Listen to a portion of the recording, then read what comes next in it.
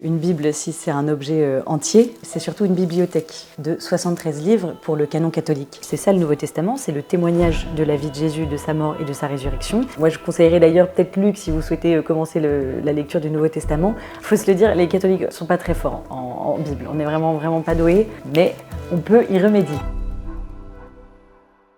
Bonjour à tous, aujourd'hui dans cette vidéo, nous allons répondre à toutes les questions que vous vous êtes toujours posées sur la Bible. Qui l'a écrite? Comment la lire? Est-elle véridique? Pourquoi y a-t-il des passages violents? Pour y répondre, nous recevons Mathilde Ardan. Elle a lancé Biblus, un podcast biblique destiné aux enfants. Mais avant de commencer, n'hésitez pas à nous soutenir en vous abonnant à notre chaîne YouTube. Bonjour Mathilde. Bonjour Louis. Merci de nous rencontrer dans cette magnifique bibliothèque de l'Alliance biblique française. On est entouré par pas moins de 2500 Bibles. Certaines sont des éditions très anciennes. On voit que beaucoup sont des volumes très conséquents. Une fois qu'on l'a dans les mains, on ne sait pas trop quoi en faire, on fait défiler les pages. Est-ce qu'il y a un mode d'emploi pour lire la Bible? Comment on s'y prend? Ça c'est une bonne question. Peut-être pour commencer, rappeler quelque chose d'assez fondamental qui est qu'une Bible, si c'est un objet entier, un seul et même livre, c'est surtout une bibliothèque composée en fait de 73 livres pour le canon catholique. Donc moi ce que je dirais c'est que si on prend une Bible, peut-être qu'on a envie de commencer par le début, ce qui est plutôt logique quand on lit un roman, quand on lit un livre, mais comme encore une fois c'est composé de plusieurs livres, peut-être qu'il faut être accompagné. Dans la tradition juive, la synagogue, qui est le lieu de culte pour les juifs, à la base c'était surtout un lieu d'étude des textes et des prières et des lois, etc. Donc je pense qu'on a tout à gagner lorsqu'on veut se mettre à la lecture de la Bible, à peut-être la lire en groupe, ou à rejoindre un groupe de parole, ou alors se former, rencontrer des gens qui l'ont déjà étudié. En tout cas, si on regarde le culte catholique, on a un peu gardé ça, parce que lorsque vous allez à la messe, il y a un partage de la parole avec un commentaire de texte sur les textes qu'on lit, parce que tout seul, on est un peu parfois démuni devant un livre qui est un peu poussiéreux, qui est vieux, qui est daté, qu'on pourrait penser en fait plus du tout adapté à notre époque. Alors qu'en fait, si on est accompagné, on comprend que c'est un livre qui recèle, je pense, d'énormément de trésors. Et c'est pas pour rien que toute la culture est encore hyper inspirée par la Bible. Alors c'est assez mystérieux, finalement, on ne sait pas trop qui l'a écrite, surtout l'Ancien Testament. Est-ce qu'on a une idée là-dessus? Encore une fois, s'il y a plusieurs livres, il y a plusieurs auteurs. Et si on regarde uniquement l'Ancien Testament, si on se base sur l'Ancien Testament, donc, c'est clair que c'est une multitude d'auteurs, ou en tout cas peut-être même certaines fois des groupes, des communautés, puisqu'il faut se remettre dans une époque, dans un temps. Le peuple juif cherche à écrire son histoire. Pour ça, va donc créer un corpus de textes qui va essayer d'avoir ce même fil conducteur qui est en fait la révélation de Dieu. Et donc, c'est surtout des communautés qui écrivent ces textes à une époque où l'écriture, je pense, si je dis pas de bêtises, est quand même réservée à des élites, à des scribes. C'est pas du tout le tout venant qui peut écrire et lire. Donc, il y a une transmission qui va être très orale et qu'on retrouve dans l'écriture des textes. Donc, on a donc plusieurs auteurs. Et qui dit plusieurs auteurs dit forcément plusieurs genres littéraires. Ça, c'est quelque chose qu'on a tendance à oublier. Mais puisqu'une Bible est constituée de beaucoup de livres, 73 donc, et sur l'Ancien Testament 46, si je ne dis pas de bêtises, forcément qu'on a plusieurs genres, puisque c'est un objet littéraire, donc on va avoir de la poésie, des contes, par exemple Jonas, de la philosophie un peu, avec le prophète Coëlette. Il va y avoir aussi des récits évidemment de narration, des récits qui vont venir expliquer encore une fois la révélation de Dieu. Donc l'Ancien Testament, on a quand même, pour revenir un peu sur ta question qui était les auteurs, il y a certaines choses qu'on attribue quand même à des figures qu'on connaît. Par exemple, les psaumes, c'est attribué au roi David, qui est souvent représenté justement avec une lyre. Le Cantique des Cantiques, dans le premier verset, il est écrit que c'est Salomon qui l'a écrit. Donc voilà, il y a quelques auteurs qu'on pense savoir, mais encore une fois, il y a pas mal de débats en théologie dessus. Ce qui est sûr, en tout cas, c'est que ce sont plusieurs personnes et qu'il y a plusieurs genres littéraires au sein de l'Ancien Testament. Alors pour le Nouveau Testament, justement, c'est peut-être un peu plus simple. On prend souvent les 4 évangélistes qui ont écrit la vie de Jésus. Est-ce que c'est aussi simple que ça? Non, c'est évidemment un peu plus nuancé, même si c'est beaucoup plus proche de nous, puisque le Nouveau Testament, ça a été écrit lors du premier millénaire, juste après l'arrivée de Jésus. Donc, pour rappel, le Nouveau Testament, ça comprend la naissance, la vie, la mort et la résurrection de Jésus, avec après les actes des apôtres, et puis ça termine vers l'Apocalypse. Mais pour ce qui est des auteurs, donc des 4 évangiles, on connaît certains évangélistes, et encore là encore, il y a encore un peu des débats entre les différents théologiens. Ce qui est sûr, c'est que Luc, on est à peu près certain que c'est un disciple après la vie de Jésus qui était médecin, je crois. Marc, on n'est pas sûr en fait que ça soit un des disciples de Jésus. Enfin, c'est forcément quelqu'un qui a connu Jésus, en tout cas qui a fait partie des premiers chrétiens, etc. Jean, à tort, on pense que c'est le disciple qu'on voit dans la Bible, Jean le disciple bien-aimé, celui qui est près de la croix avec Marie, mais c'est plutôt en fait une école, c'est plutôt l'école joannique. En tout cas, c'est ce que j'ai pu apprendre par Agnès de la Marzel, qui est professeure au Collège des Bernardins, et qui m'expliquait, moi ça m'a en fait frappé, mais que c'était voilà, une école qui ont suivi ce que disait Jean, donc pour le coup l'apôtre, le disciple de Jésus, et qui en fait ont après voulu écrire le témoignage de la vie de Jésus et en fait on remarque très nettement que ce sont des auteurs différents là pour le coup et pourquoi pas des groupes comme je le disais, des communautés, parce que si vous prenez l'évangile de Jean, on est dans quelque chose de beaucoup plus spirituel, vraiment mystique. On commence par le Verbe, le prologue de Jean qui après arrive sur Jean-Baptiste, etc. Là où si vous prenez un auteur comme Luc, moi je conseillerais d'ailleurs peut-être Luc si vous souhaitez commencer la lecture du Nouveau Testament, avec beaucoup de détails. On va avoir toute l'annonciation, la visitation, il va y avoir un travail beaucoup plus proche des personnages. Là où, comme je le disais, Jean, on va commencer de façon un peu plus... on va prendre beaucoup plus de hauteur, quoi, avec ce magnifique verset et le Verbe s'est fait chair, etc. Alors on reste sur l'écriture de la Bible. On dit souvent que la Bible justement a été dictée mot à mot par Dieu. C'est saint Paul qui disait qu'elle était le produit du souffle de Dieu.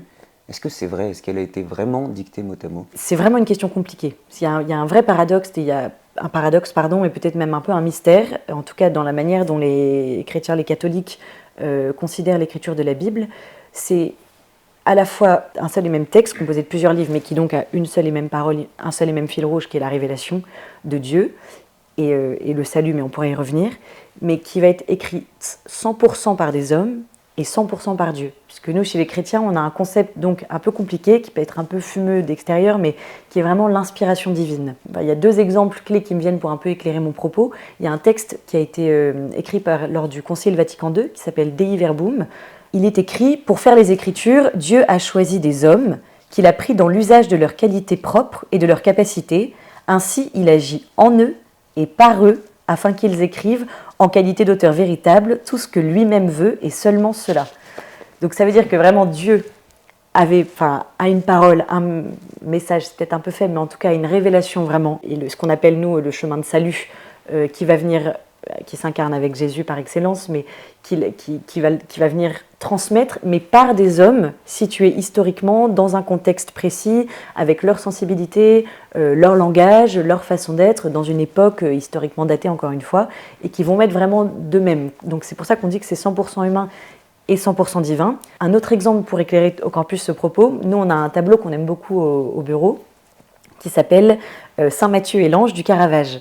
Alors sur le tableau, très simplement, vous avez Matthieu, habillé dans une grande tunique orange, qui est sur un tabouret en bascule, en train d'écrire sur une table, et juste au-dessus de lui, un ange, avec des magnifiques drapés qui prennent tout le haut du tableau, et qui est en train, on a l'impression de compter sur sa main, ou en tout cas de dicter, et il parle près de l'oreille de Matthieu, et le tableau est assez génial, parce qu'il met en évidence vraiment ce paradoxe, ou ce dialogue plutôt, entre une parole qui va être complètement divine, cet ange qui vient lui dire « n'oublie pas de raconter ça sur Jésus, fais gaffe, dans l'Ancien Testament il y avait écrit ça, donc si tu écris ça dans le Nouveau ça peut être sympa », et en même temps Matthieu qui est sur ce tabouret en bascule, et détail assez frappant, mais sa main cache ce qu'il est en train d'écrire, parce que moi en tout cas je comprends comme le fait qu'il écrit vraiment avec lui-même, quoi. C'est sa sensibilité, sa manière de recevoir la parole, c'est ses mots, c'est lui qui décide, donc c'est 100% humain.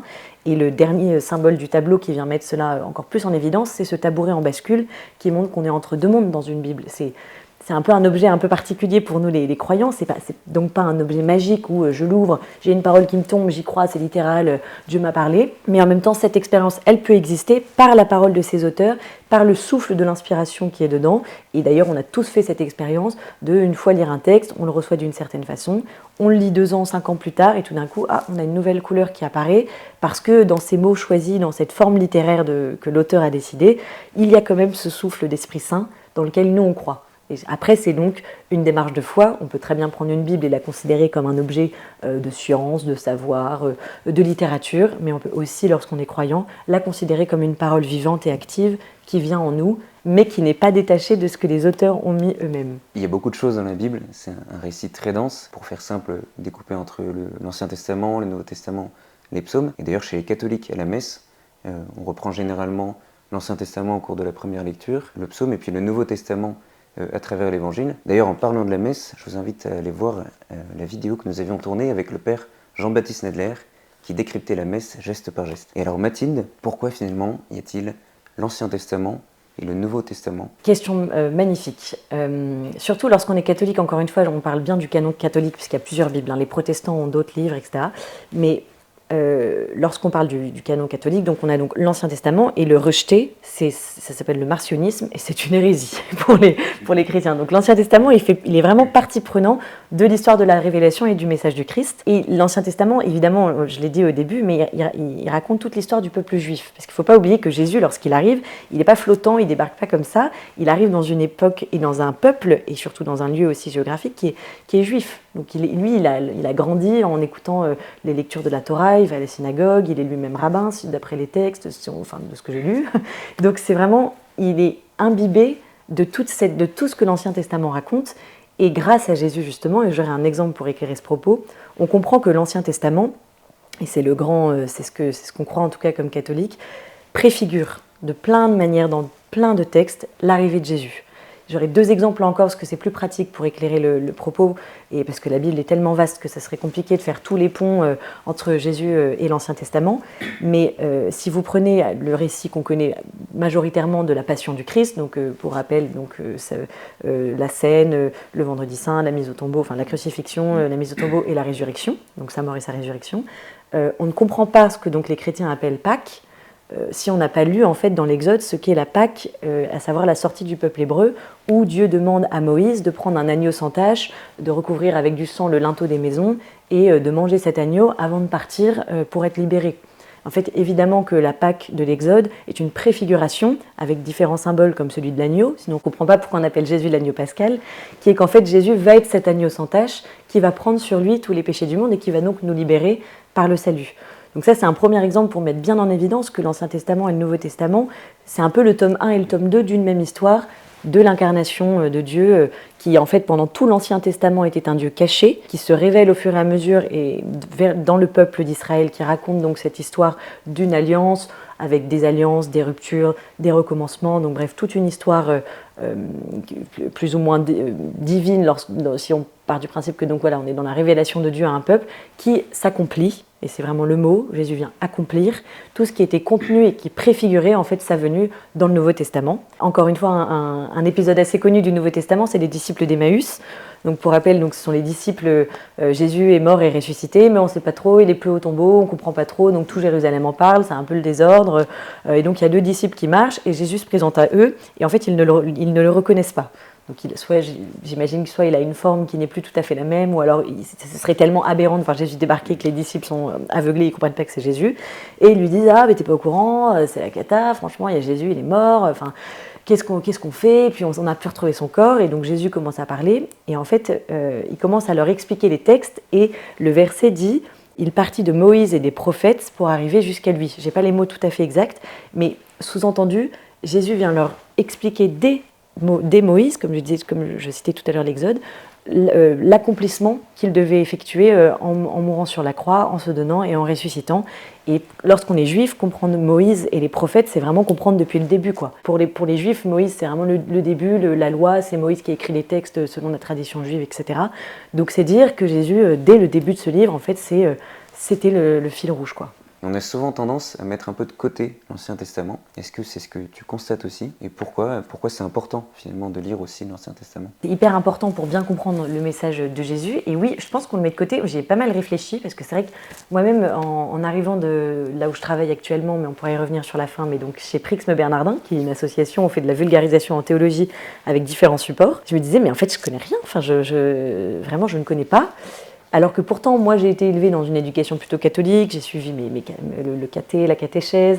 Moi, j'ai gardé une pratique assez fréquente de la messe, j'y vais tous les dimanches.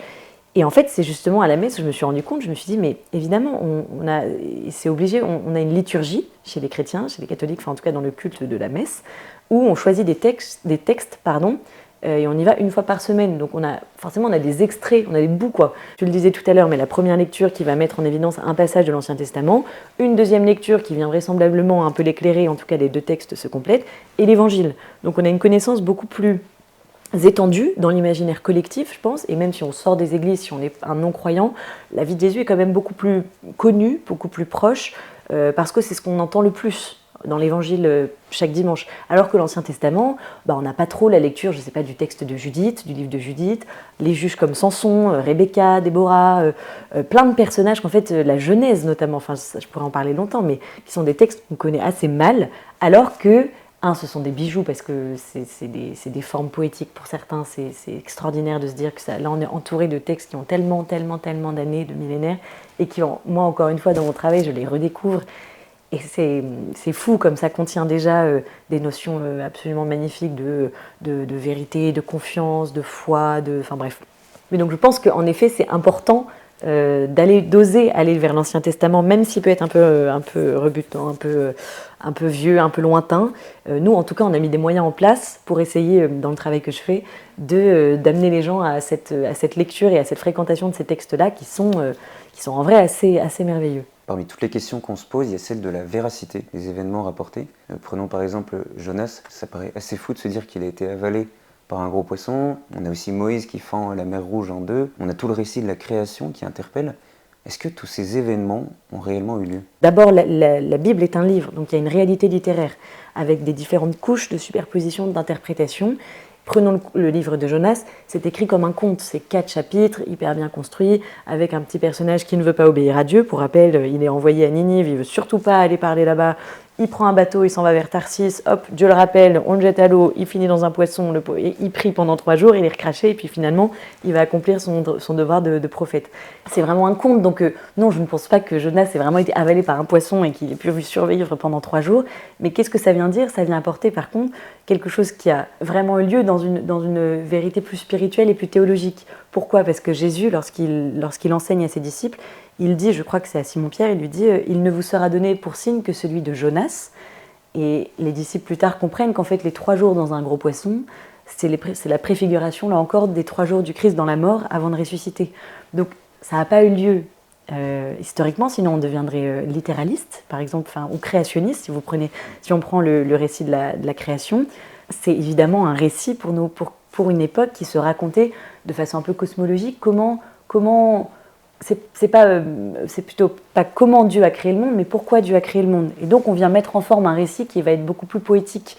Donc ça vient apporter en fait une vérité qui va être de l'ordre, donc ce que je disais, spirituel, peut-être existentiel. Sur Genèse 1, ce qu'on observe lorsqu'on se met face au texte, il faut aussi se mettre face à la réalité d'un texte. C'est un procédé littéraire au premier jour, avec un procédé anaphorique, et Dieu, vu que cela était bon, au 2e jour, au 3e jour, au 4e jour, et donc on explique, les poissons arrivent, la terre, les astres, les lumières, c'est magnifique, c'est vraiment de la poésie. Mais qu'est-ce que ça vient dire ? C'est pas pour autant que c'est pas vrai dans ce que ça veut apporter comme savoir pour un croyant, encore une fois, qui vient nous dire en fait Dieu a voulu un monde absolument merveilleux, ordonné, organisé, dans lequel l'être humain, qui est un peu la quintessence de sa création, vient s'épanouir. Et pour expliquer le pourquoi du mal, parce que c'est ça en fait une des vraies questions de la Bible, c'est pourquoi le mal, si avec un Dieu bon, il y a forcément dû avoir une faute. Mais c'est pas... Évidemment que littéralement, Ève n'a pas entendu un serpent qui parle. Un serpent ne parle pas. Donc c'est un récit imagé, c'est un récit légendaire qui apporte une forme à des questions d'une civilisation d'il y a très longtemps, du peuple d'Israël, comme je disais, qui après perpétue en Jésus, etc., est venu pour apporter du sens, un espèce de sens un peu, comment dit-on, global, holistique, et dans lequel il faut nous apporter de la nuance, de l'interprétation sur ces couches encore une fois je parlais de superposition de couches d'interprétation, parce que s'il y a le souffle de Dieu et l'inspiration divine dans ce texte, il y a aussi donc des procédés littéraires qui peuvent donc nous apporter une interprétation un peu différente des textes. Et d'ailleurs c'est pour ça que les textes sont encore aujourd'hui étudiés. Moi les étudiants, je vois des reflets nouveaux de ce que le texte peut contenir. Pour vous donner un exemple, longtemps on a pensé que Ève était issue de la côte d'Adam, donc quelque chose un peu une sorte de boucherie où Dieu a ouvert ici après une côte. Et en fait, si on reprend le mot hébreu, c'est plutôt le côté, donc c'est quelque chose c'est un peu différent par exemple. Donc là, tout d'un coup, il y a un sens nouveau. Donc qu'est-ce que ça veut dire d'avoir 2 êtres qui sont issus d'un côté qui sont en fait similaires. En fait, et c'est le verset d'après, Dieu les a voulus hommes et femmes égaux, quoi. En fait, il y a tout de suite contenu dans le texte cette espèce d'égalité homme-femme, là où en fait parfois on a pu un peu surinterpréter le texte et dire que la femme était une espèce de truc un peu, un peu inférieur parce qu'elle était issue du côté. Enfin, c'est pas ça, c'est pas ce que dit le texte. Mais c'est encore une fois et donc une réalité imagée qui vient apporter un sens plus profond. Est-ce qu'on sait si les évangiles sont fondés historiquement? Comment on sait que Jésus a été un personnage historique? C'est sûr que c'est plus proche parce que, donc, on l'a dit, la communauté des chrétiens a dû se constituer en racontant des témoignages. C'est ça le Nouveau Testament, c'est le témoignage de la vie de Jésus, de sa mort et de sa résurrection. Pour pouvoir en parler, pour pouvoir évangéliser le plus possible et se fonder comme communauté, ils ont dû forcément écrire, et donc c'est fait avec leur mémoire qui va être beaucoup plus active, beaucoup plus proche de Jésus puisqu'ils l'ont connu, ces disciples qui ont après écrit le Nouveau Testament. Donc on a peut-être tendance, et peut-être à juste titre, d'accorder plus de crédit à la vérité des faits. Après, est-ce que Jésus a multiplié les pains? On ne peut pas le prouver historiquement, quoi, mais encore une fois, en tant que croyant, oui, moi j'y crois. Puisqu'ils ont décidé de me le raconter comme tel, est-ce qu'il a vraiment marché sur l'eau tel jour à tel moment et c'était vrai? Encore une fois, ça, je pense qu'on n'a pas les éléments pour pouvoir le prouver, mais est-ce que c'est vraiment la question qu'on veut se poser de « ah, c'est vrai, alors j'y crois, c'est pas… » Enfin, je crois que non, je crois qu'on est beaucoup plus libre en tant que croyant de dire moi je crois que lorsque Jésus marche sur l'eau, que Pierre coule et que ça vient me raconter une situation dans ma vie de tous les jours qui tout d'un coup… Ouais, parfois moi aussi je suis en train de me noyer et j'ai été rattrapée par quelqu'un. Et je pense que c'est plus là où il faut apporter de la vérité dans cette idée, en tout cas d'un message de salut, quoi. Le texte, encore une fois, me transforme, vient me sauver, et c'est pas tant si c'est vrai ou faux.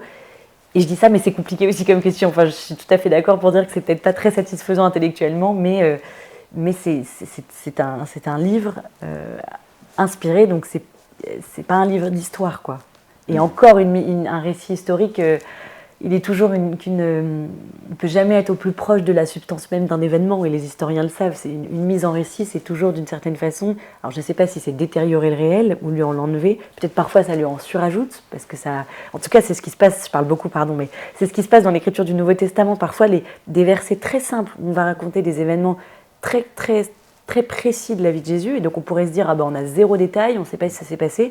En fait, justement, grâce à l'Ancien Testament, c'est complètement chargé. En fait, ça contient en substance une vérité du coup d'un message global depuis l'Ancien Testament. Alors tu parlais des miracles, forcément ça interpelle aussi. Jésus a accompli beaucoup de guérisons typiquement, et ça paraît assez extraordinaire comme ça. Et du coup, quand on lit des miracles, c'est une histoire de foi. La bonne démarche, surtout si on n'est pas du tout croyant, à mon sens, c'est comme devant tout objet un peu littéraire, tout événement un peu marquant, c'est s'en étonner, et encore une fois d'aller essayer de comprendre quel est le sens, quelle est la signification, parce que ce sont des signes. Le mot miracle, c'est surtout signe. Prenons le miracle de Cana. Donc, pour rappel, Jésus est à un mariage, il est juste avant le début de sa vie publique, et Marie vient le voir, sa mère, et lui dit ils n'ont plus de vin. Alors, c'est un peu la honte, quoi. En fait, c'est un peu une situation de zut, on a un mariage, il n'y a plus de vin.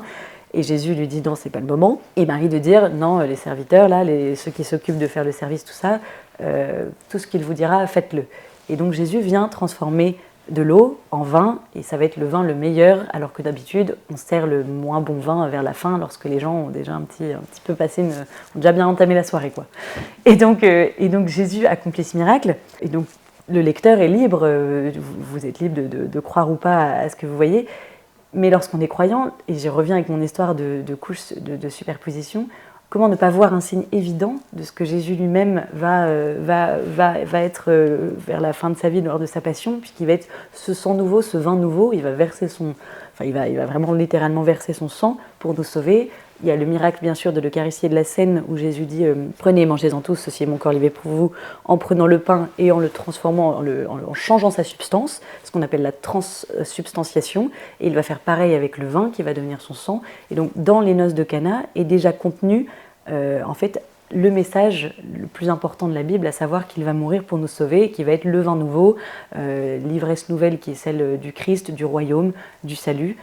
Donc on peut ne pas croire ou ne pas croire, mais en tout cas on peut aussi avoir une lecture Jésus à ce moment-là, lorsqu'il accomplit ce signe, qui nous est relaté dans l'Écriture comme un signe, c'est déjà une préfiguration du miracle de sa mort et de sa résurrection.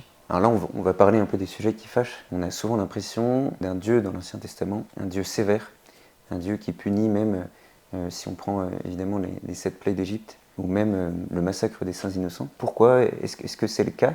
Et comment on peut lire un peu ces passages? Comment les recevoir? Il y a plusieurs choses. Déjà, en théologie, on parle beaucoup de pédagogie divine et du fait que Dieu se révèle progressivement au fur et à mesure du livre et que donc, sur un peuple qui ne connaît pas encore Dieu, qui est plus compliqué à éduquer spirituellement, c'est un peu mal dit de ma part, mais on a un Dieu qui peut-être est plus violent, là où vers la fin, on arrive avec le message du Christ, et voilà. Moi, ça me convainc pas ça me convainc pas beaucoup, enfin, je sais pas, je trouve que c'est pas assez satisfaisant. Peut-être qu'il faut plus se remettre dans une idée que la Bible, elle a quand même, je sais pas si c'est une ambition, mais en tout cas, elle cherche quand même à raconter, enfin, ces auteurs ont cherché à raconter l'histoire de l'humanité. Et l'histoire d'une humanité en alliance avec Dieu, et un Dieu qui vient donc au cœur de l'humanité, qui vient s'incarner par excellence en Jésus. Mais donc, qui dit humanité, on n'est pas forcément nous sommes un monde pétri de violence. Donc, si on veut être au plus près de ce qu'est une humanité, de ce qu'est notre monde, il faut qu'il y ait de la violence.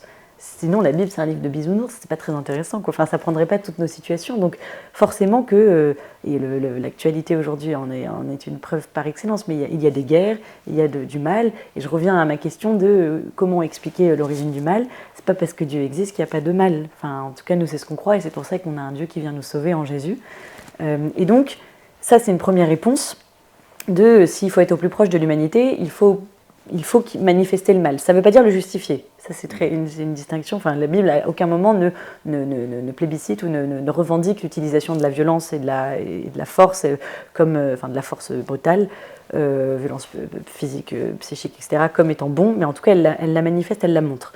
Et une deuxième chose, c'est qu'encore une fois, je reviens à mon histoire d'époque et d'écriture et de genre littéraire. L'image, le récit du combat, c'est vraiment une image, un procédé littéraire qui est utilisé dans énormément de cultures différentes. Prenez l'Iliade et l'Odyssée chez les Grecs, il y a le combat, Ulysse, il est dans des situations extrêmes. Ça fait partie avec des procédés comme l'exagération, l'hyperbole, l'énumération. Par exemple, le prophète Élie dans l'Ancien Testament, il trucide 400 et quelques faux prophètes. Samson, il matrique, c'est censé être un juge d'Israël, donc une personnalité de chef militaire qui vient sauver son peuple, il déglingue la tête de tous les Philistins, c'est très très violent. Sur des exemples de femmes aussi, vous prenez Judith, elle décapite la tête d'Holoferne. Mais après, c'est encore une fois, qu'est-ce qu'elle vient montrer, cette utilisation de la violence?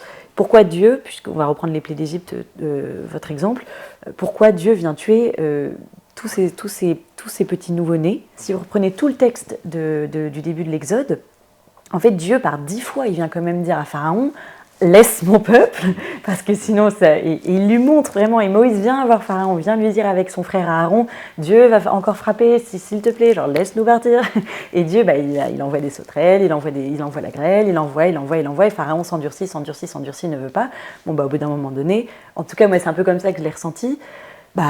Pharaon, tu veux pas négocier, tu restes dans ton mal, dans ton péché, écoute, je vais employer les grands moyens, quoi. Et on est encore au début d'un peuple qui se raconte, on est au tout début du peuple d'Israël, juste avant que l'entrée dans la terre promise, donc c'est vraiment les débuts. Dieu vient faire cet acte assez choquant, vraiment, rationnellement, et pour le cœur et pour la pensée, de tuer les nouveau-nés égyptiens, pour que le peuple d'Israël puisse fuir et que Moïse baisse les armes encore, Pharaon baisse les armes et les laisse partir avant de revenir, mais bref, c'est la suite de l'histoire.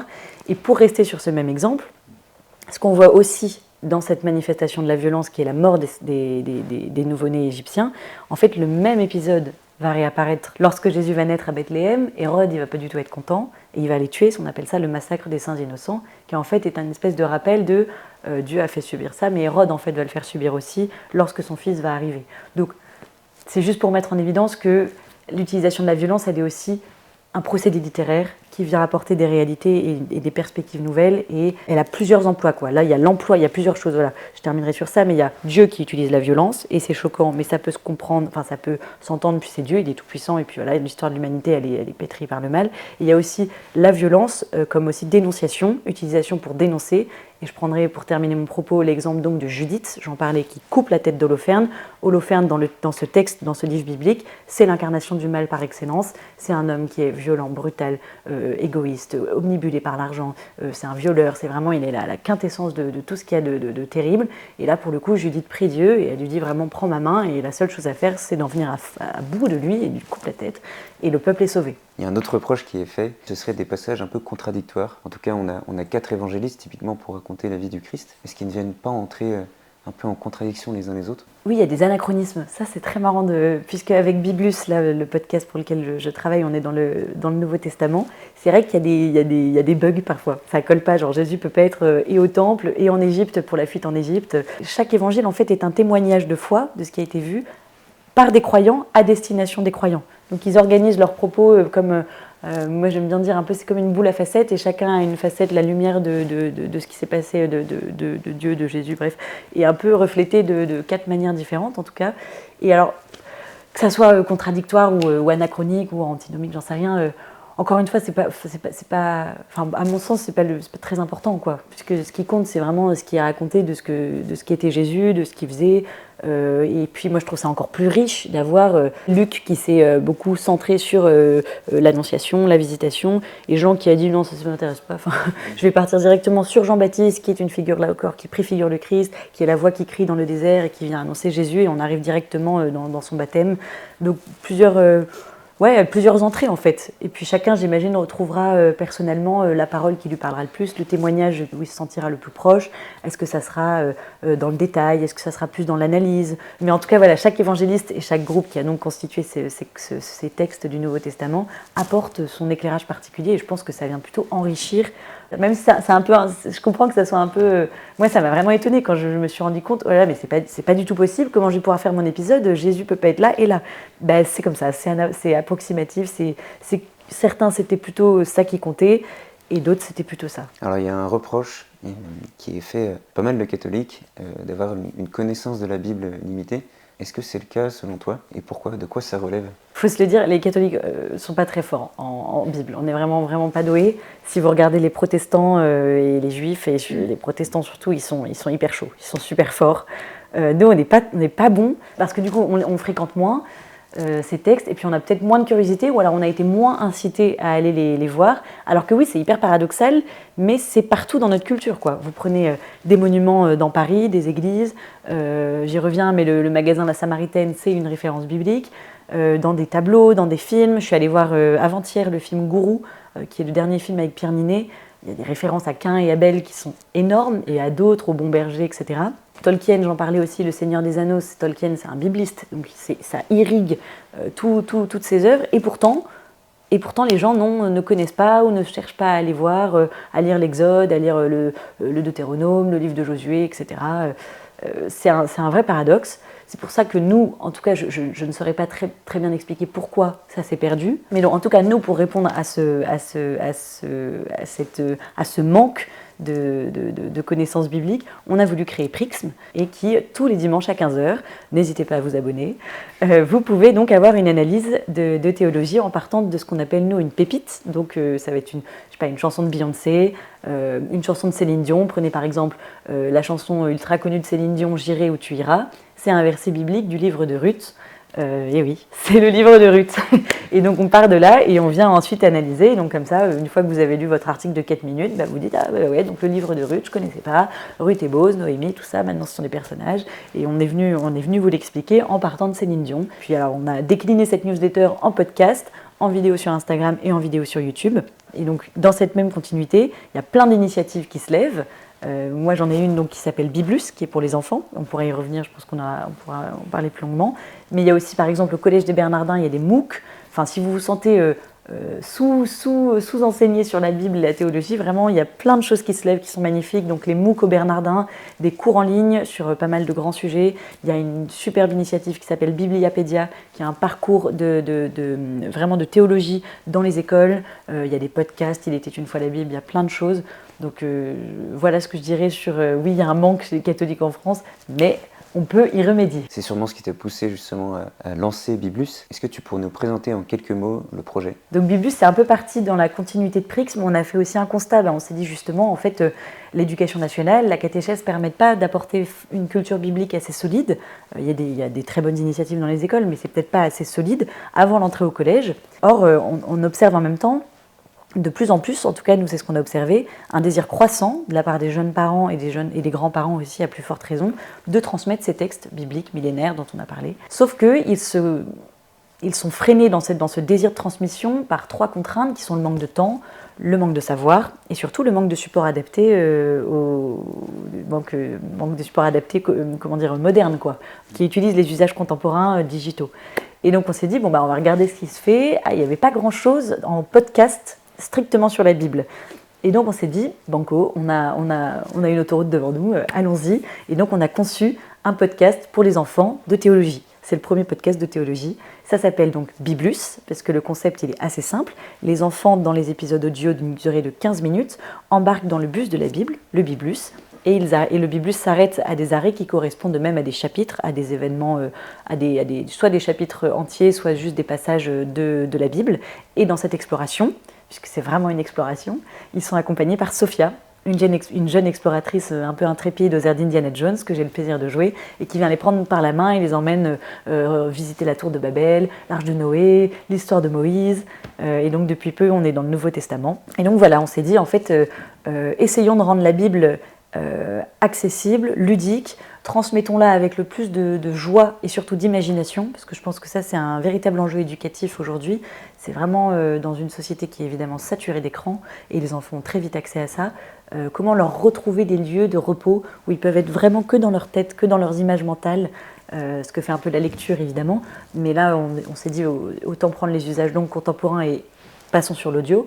Et donc j'essaye moi en tout cas le plus possible de créer un univers sonore qui leur permette d'être déjà de se plaire dedans, de s'amuser, de rencontrer des personnages et puis donc de leur transmettre ces textes sans pour autant, et je précise, que la vulgarisation du texte biblique soit erronée. C'est-à-dire que je parlais de l'école biblique et archéologique française de Jérusalem, tous mes textes sont relus par un dominicain qui s'appelle le frère Olivier Cattel, qui est absolument extraordinaire et qui vient en fait rendre le contenu cachère, qui vient de dire que ce que je raconte est théologiquement au plus juste dans la recherche en théologie aujourd'hui et qui donc me permet d'avoir des épisodes qui sont au plus proche de la Bible et en même temps complètement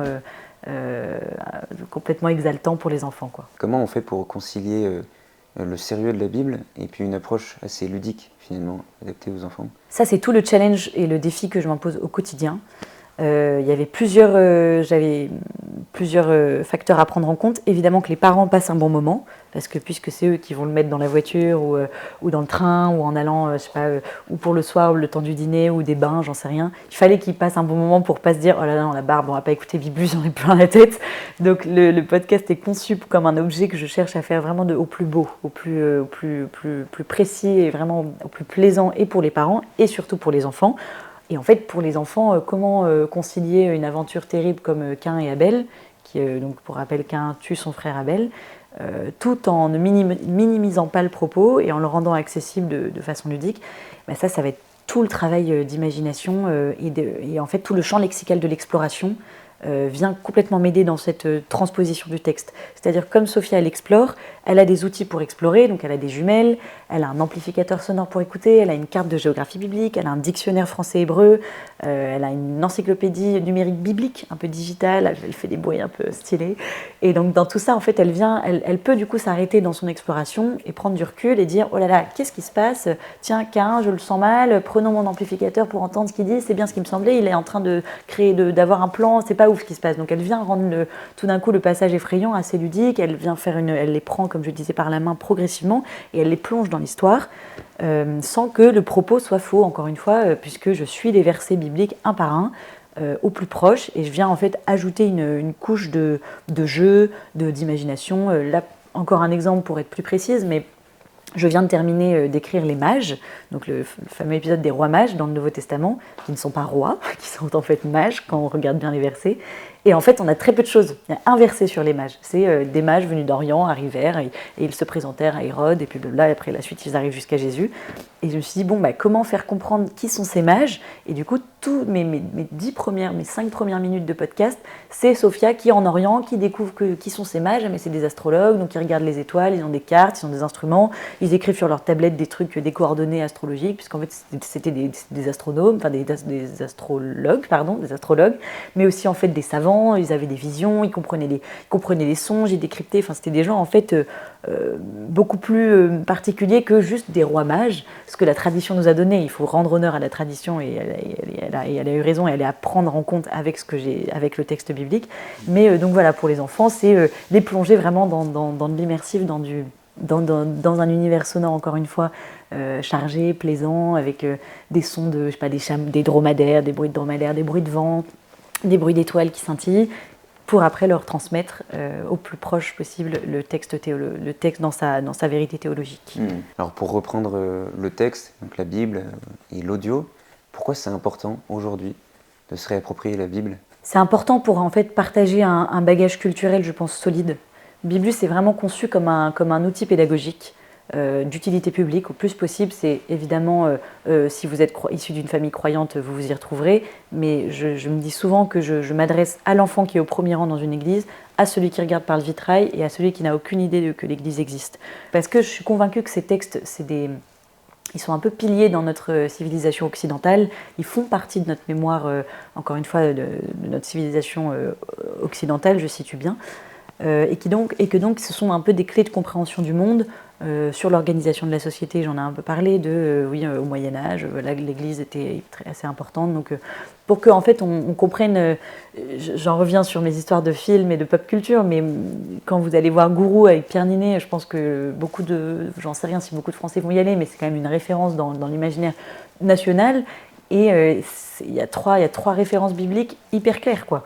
Donc je pense que c'est pas tant pour... Il y a évidemment une démarche d'évangélisation, de partage de la parole, mais il y a aussi une démarche d'apport culturel et de bagage solide pour ne pas oublier d'où l'on vient, qu'est-ce que c'est que cette Bible, qu'est-ce que c'est ces histoires. Et je pense que c'est en effet un enjeu dans une société qu'on voit très liquide, où les choses vont très vite, où on passe d'une info à l'autre, on a une mémoire qui a du mal à bien retenir. Parfois, peut-être revenir à des textes millénaires qui sont transmis depuis tant d'années, tant de siècles. Alors pourquoi arrêter cette transmission? En plus, ils sont riches d'enseignements, de réponses à des questions existentielles sur la vérité, encore une fois, je le disais, mais sur l'amour, sur qu'est-ce que c'est que l'amitié, etc. Donc moi, c'est un peu dans cette optique-là que je me suis dit que c'était vraiment important que les enfants aient ces lieux repères, ces petits épisodes, ces petites capsules audio dans lesquelles ils se sentent bien, ils en tirent au maximum, je le souhaite, du bien, du mieux-être, j'allais dire du bien-être, c'est pas trop le mot est un peu connoté, mais du meilleur être, quoi, enfin qu'ils aient à la fois rêvé, appris les choses et que fort de ça, ils deviendront, je le souhaite de tout mon cœur, des gens meilleurs. Merci beaucoup Mathilde pour ces réponses, pour ces éclaircissements. Merci à toi Louis, j'étais hyper contente d'être ici et d'échanger sur la Bible avec toi, c'était super. Merci beaucoup à vous de nous avoir regardés jusqu'au bout. N'hésitez pas à nous soutenir en vous abonnant à notre chaîne YouTube.